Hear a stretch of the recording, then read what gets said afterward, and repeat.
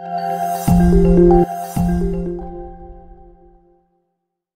yang bertanya bini Nabi itu berapa sebenarnya Ustaz? Ada yang mengatakan satu riwayat 12, ada satu yang riwayat mengatakan 11, ada satu riwayat mengatakan 9. Lebih banyak riwayat mengatakan itu 9 karena 9 dengan jumlah rumah baginda Nabi SAW. Pertama. Kedua, ini sebagai dalil bahwa Nabi tak pernah menggabungkan istrinya dalam satu atap rumah. Itu perlu kita pegang erat-erat itu. Pemahaman ini. Nabi tak pernah menggabungkan istrinya dalam satu atap rumah. Tak ada. Beda rumah Aisyah, beda rumah Ummu Salamah, beda rumah Ummu Habibah, beda. Beda-beda. Rumah Hafsah beda, rumah Saudah beda. Beda-beda rumah istri baginda Nabi SAW. Maka itu buktinya Nabi mengatakan, wa innahum latis'atul abyad. Mereka punya ada 9 rumah. Jadi tidak ada dasarnya dalilnya, oh, walaupun aman kok Ustaz kita jadikan satu rumah saja. Walaupun aman, dalam mazhab Syafi'i itu menyalahi prinsip syariat. Aman kok Ustaz, tidak ada dia berkelahi kok Ustaz. Iya aja, kadang satu kamarnya melolok pakai baju. Nah boleh. Kok aman kok apa namola menyalahi syariat. Ya, tetap mesti harus ada dibuatkan ada rumah masing-masing dibedakan. Mungkin di siku rumah si fulan, mungkin di sampingnya rumah fulana, mungkin di sampingnya rumah fulana. Dalam mazhab Syafi'i memang tak boleh. Haram hukumnya meletakkan beberapa orang istri dalam satu atap rumah. Tak boleh. Nah, mesti harus dibedakan. Aman kok Ustaz, kami aman-aman aja Ustaz. Kami pakai zikir gitu. Zikir dia pun amola tetap tak boleh menyalahi syariat dalam mazhab kita Syafi'i.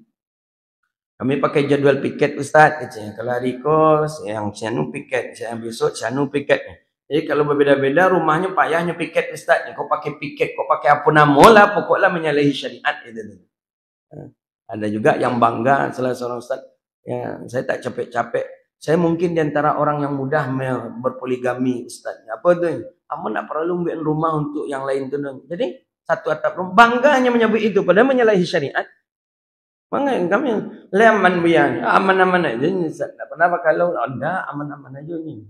Oh iya hebat ya. Ini tujuannya kan untuk itu aja tinggal supaya awak menyebut ya hebat ya. Cik itu aja perlu dia nyatanya. Tapi menyalahi syariat kok hebat macam mana pun lah menyalahi syariat tak ada guna. Menyalahi syariat. Baginda Nabi lebih tahulah Nabi syariat lagi. Lebih bisalah Nabi menjinakkan istri-istrinya lagi. Nabi. Tapi Nabi tetap walitis atau abyad. Tetap ada 9 rumah untuk istri-istri Nabi SAW. Jadi bagi bapak-bapak yang nak berpoligami, siap-siapkan rumah dulu. Sampai tinggal.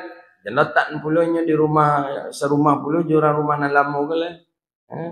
Tidak ya kebisa, begitulah. Kira-kira tidak ya kebisa, tapi ya dalam syariat sudah diajarkan tak boleh satu rumah. Mazhab Syafi'i keras, mazhab Syafi'i dalam bab itu tak boleh. Karena ada hak nanti yang terambil, ada hak nanti yang terpakai, ada hak nanti yang terkurangkan. Itu yang tak dibolehkan. Makanya saya banyak juga punya masyaikh, punya syekh yang punya istri lebih dari satu. Ada syekh itu istrinya 2, ada yang 3, ada yang 4. Tapi tak pernah saya melihat foto beliau di tengah-tengah sendiri diapit oleh 4 orang itu tak pernah saya melihat. Beliau foto dengan 4 orangnya kemudian diposting di mana-mana tak pernah saya melihat. Setiap beliau berfoto atau kemana-mana pasti ditemani oleh satu saja. Ya kadang Umi Fulan, kadang Umi si Fulan, kadang Umi si Fulan. Begitu ya. Memang beliau jaga betul. Beda dengan kawan-kawan gini, fotonya tuh. Atau saling pegang-memegang ulang tuh. Ngapo itu tuh.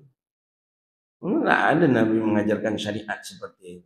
Dan kita pun tidak pernah membaca riwayat hadis baginda Nabi. Nabi menampakkan kepada sahabat dengan ke-9 istri beliau atau yang tinggal ada 6 ketika itu di depan para sahabat baginda Nabi. Nabi sedang ada di dekat mereka dan Nabi sedang bercengkrama dengan mereka. Tidak ada. Kadang Nabi di rumah Sayyidah Aisyah nampak oleh sahabat Nabi sedang di dekat Sayyidah Aisyah. Kadang Nabi dengan Ummu Salamah nampak oleh sahabat. Kadang Nabi dengan Hafsah. Kadang Nabi dengan Ummu Habibah. Kadang begitu baginda Rasulullah SAW. Nah begitu. Jadi ya kalau wak baca kok kecek kawan ustaz tu bingitnya tu katanya lah. pikirnya. Ndak lo kami bingit lah, taruh aja lah. Cuman yang syariat terjaga pula ya. Ndak perlu kami iri hati nih, cuman syariat terjaga, jaga syariat. Jangan sampai kita menyepelekan syariat, jangan kita sampai meremehkan syariat kita.